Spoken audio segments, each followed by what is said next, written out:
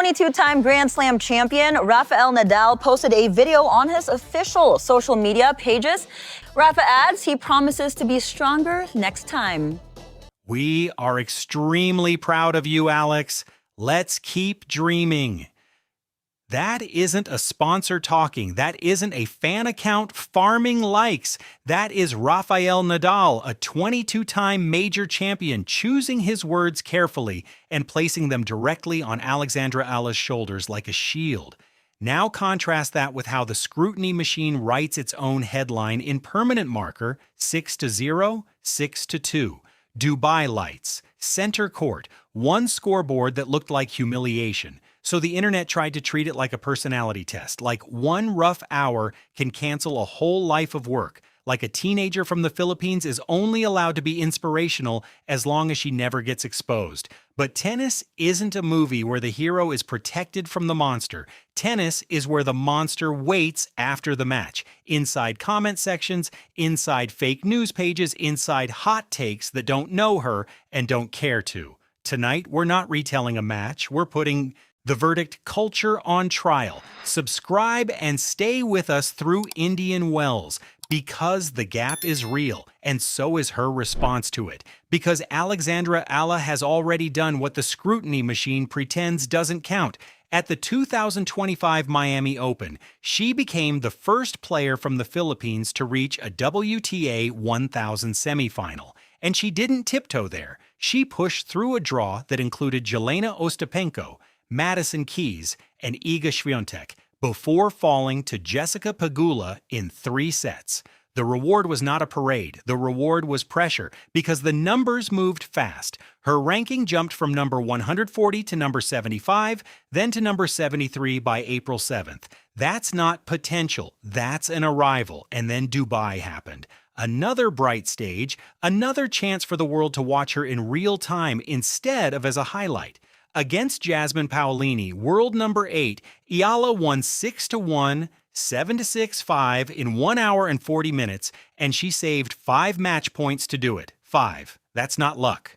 That's nerve under heat. Here's where the scrutiny machine shows its teeth. When Eala wins, she's a feel-good headline until the algorithm gets bored. When she loses, she becomes overrated, manufactured, hyped, like her passport is the reason people watch. And the ugliest part is how quickly the story stops being tennis. After Miami's breakout and the inevitable stumbles that follow any rise, Eala said she stays focused on representing the Philippines with pride, and she doesn't feed the hate because she knows what it is, noise that wants her attention more than it wants truth. But the machine doesn't settle for noise. It manufactures fiction, viral posts, fake endorsement claims, giant imaginary offers, then turns around and punishes her for the same fantasy it created. That's the trap. Build her up with lies, then tear her down for believing in herself. Let's stack the reality, fast, clean, and heavy. Dubai, Eala versus Paolini. The first set is a statement, 6-1. Then the second set becomes a stress test. She saves 5 match points. She drags the moment into a tiebreak. And when the air gets thin, she doesn't flinch. 7-6, 5. Her serving numbers weren't decorative either. 67% first serves in, winning 86% of those points. That's controlled violence, that's structure. And then comes the cultural weight because Dubai didn't sound neutral. The crowd sounded Filipino.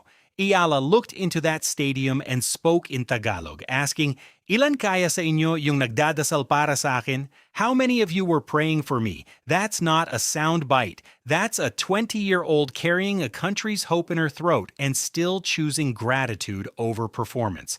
Then she beats Sorana Cirstea 7-5, 6-4 in 1 hour and 38 minutes to reach the Dubai quarterfinals. Historic again, and the WTA numbers land like a stamp. She became only the 3rd Asian player under 21 to reach multiple WTA 1000 quarterfinals alongside Naomi Osaka and Zheng Qinwen. That's the resume. Now watch what the scrutiny machine does with it. It waits for the next loss to pretend none of that happened. This is why Nadal's message matters. Rafael Nadal isn't a motivational poster. He's a sport's harshest proof, someone who built a career on suffering, recovery, and repetition until the body begs for mercy. So when Nadal says, "We are extremely proud of you, Alex, and let's keep dreaming," he's not handing out comfort. He's recognizing the process. He's telling the world that what it calls hype is actually work, the kind you can only respect if you've lived it. And when the greatest competitors speak, it isn't gossip. It's a credential transfer. It tells every casual viewer, every commentator, every drive-by critic, you don't get to erase her with one scoreboard because tennis royalty just underlined her name. Now widen the frame. This isn't only about one player. It's about a market waking up. Southeast Asia has always watched champions. What Eala is doing is turning that attention into participation. Kids picking up rackets, families following draws, overseas Filipinos filling sections like a home crowd. And that's exactly why the scrutiny machine gets louder. Because a new audience is arriving, and gatekeepers hate uninvited energy. Next up, the calendar doesn't slow down to protect anyone. Eala's next listed match is Indian Wells, March 7th, 2026, against Diana Yastremska. Then comes Miami again, where she already proved she can break the script. Every tournament is another referendum unless she refuses the premise, because the real stakes aren't, can she win every time?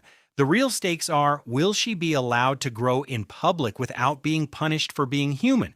And yes, Dubai also gave the machine its favorite weapon, the quarterfinal. Coco Gauff versus Alexandra Eala, 6-0, 6-2. 67 minutes. Gauff was sharper, heavier, faster. She landed 15 winners while Eala leaked 33 errors. The kind of day where the ball feels like it's dodging your strings. This is where weak stories get written.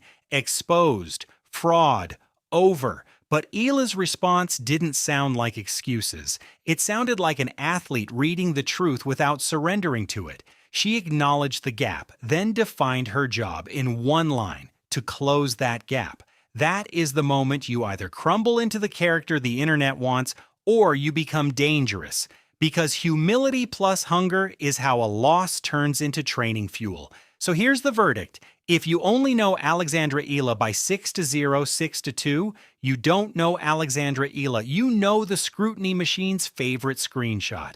The real story is the stack of moments it can't delete. Miami's historic semifinal, Dubai's win over world number 8, saving 5 match points, speaking Tagalog to a stadium that sounded like home, becoming a rare under-21, name in WTA 1000 history, and earning a public stamp from Rafael Nadal when it mattered most. Her career isn't a single match. It's a climb, measured in tournaments, in recovery, in the courage to show up again while strangers try to script your ceiling. Now I want you to do something specific. In the comments, write 5 match points. If you refuse to let one bad day erase a historic run. And answer this, no vague takes. Which moment should define the Eala story right now? The Paolini escape in Dubai or the lesson from the Gauff loss? Stay with us through Indian Wells, because the gap is real, and so is her response to it.